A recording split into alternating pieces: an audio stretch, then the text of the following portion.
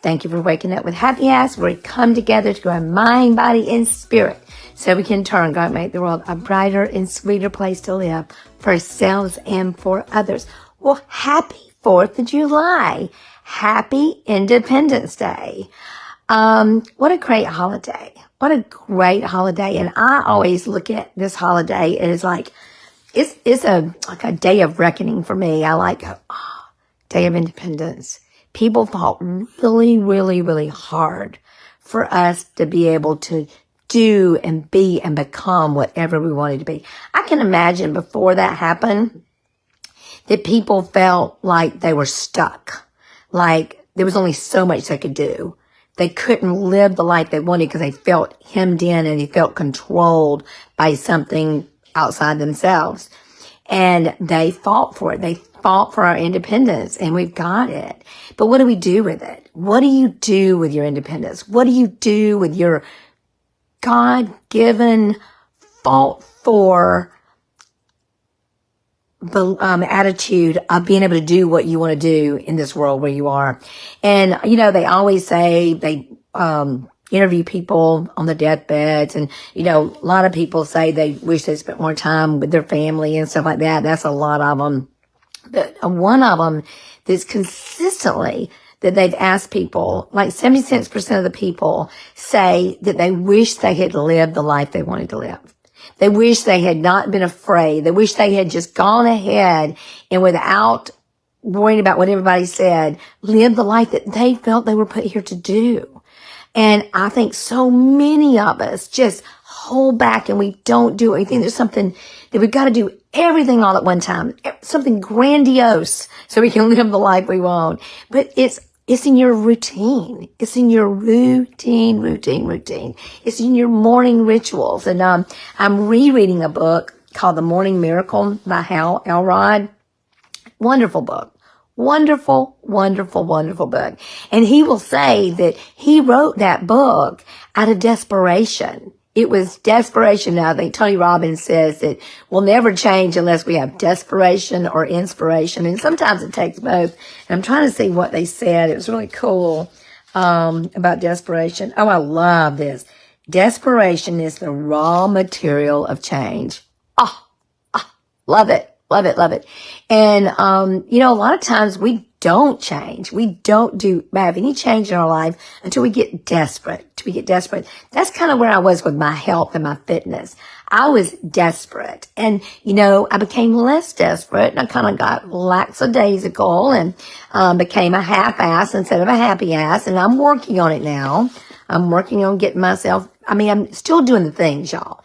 I work out all the time. That is, and y'all, I hate to tell you, it's not just working, it's nutrition. For those of us that have issues with weight, some people, like, I got these little skinny friends at work that eat gummy bears and, chocolate like it's going out of style. And they're little skinny girls with flat bellied stomachs and going, what in the world?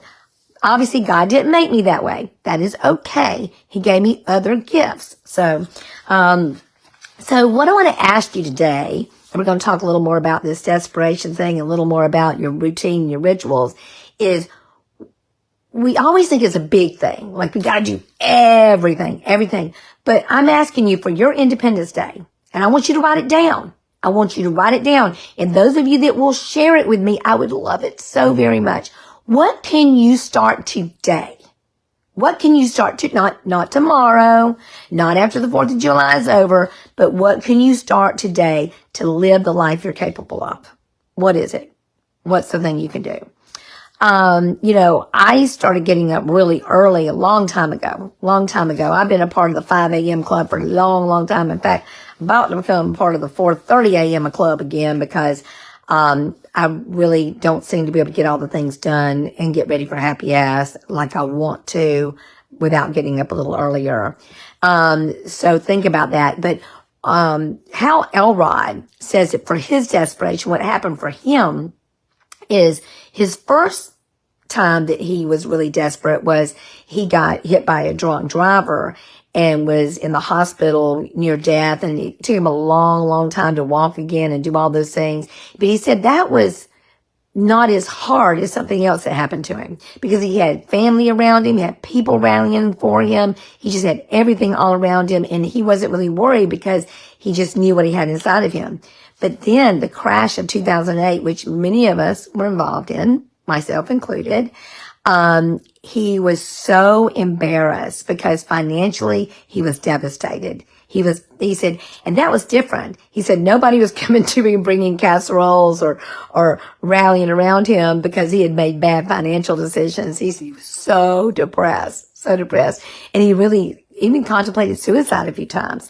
And, his wife finally said, listen, why don't you reach out to somebody? You're so sad. You're so depressed. Why don't you reach out to somebody and get some help? So he called one of his friends that he had great respect for. He was a great businessman who had been able to withstand the economy and all the things and seemed to thrive. And he thought he's been given this great wisdom and for him to do. And he said, do you exercise? And Hal Elrod said, what did you ask me? You asked me, do I exercise? I'm telling you that I'm broke. My house is about to go back to the bank. I am so devastated, embarrassed, and humiliated. And you want to know if I exercise? He said, yeah, do you exercise? He said, no, I don't exercise. He said, do you run? He said, I certainly don't run. He said, and I'm not going to run. He said, I want you to get up and run tomorrow morning. He said, I am not running. I hate running. He said, you hate running more than your current circumstance. He said, no, I guess not. So he got up and he ran that next day. And as he's running, he's listening to, an audio tape. I'm sure it's an audio tape back then. And he hears Jim Rohn. Let me find what Jim Rohn said. This is really awesome. Awesome. So first of all, so many times when you're in the depths of despair, when you are in a place of desperation, you can hear things. You can hear the things that you can't hear while sipping mint juleps on the beach side. You know what I mean? So Jim Rohn said, your level of success will rarely exceed your level of personal development.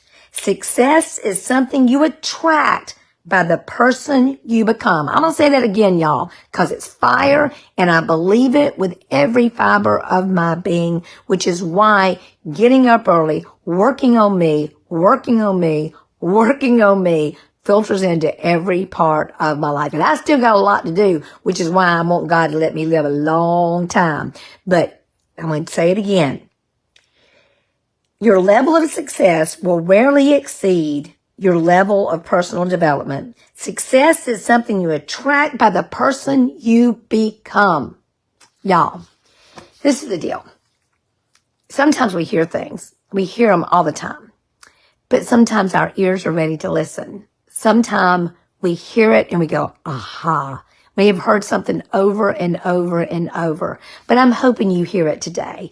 I'm hoping if you want to be something different, if you want to do something different with your life, then do something different. You cannot change if you do not change something in your daily routine. I suggest you start in your morning. I forgot who said it, but somebody said that your morning is the rudder of your day. How you start your morning is how you start your day.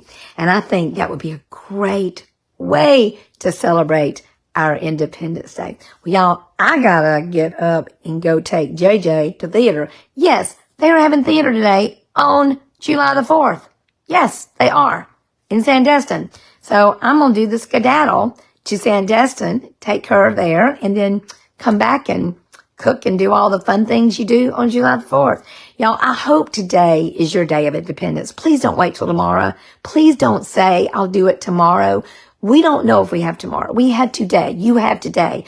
What change can you make today? What change can you make today in your self-development to become the person that you were meant to be? And that's for every single one of us. This is not just for some of us. This is for all of us. All right, y'all. Be sweet, y'all. Bye.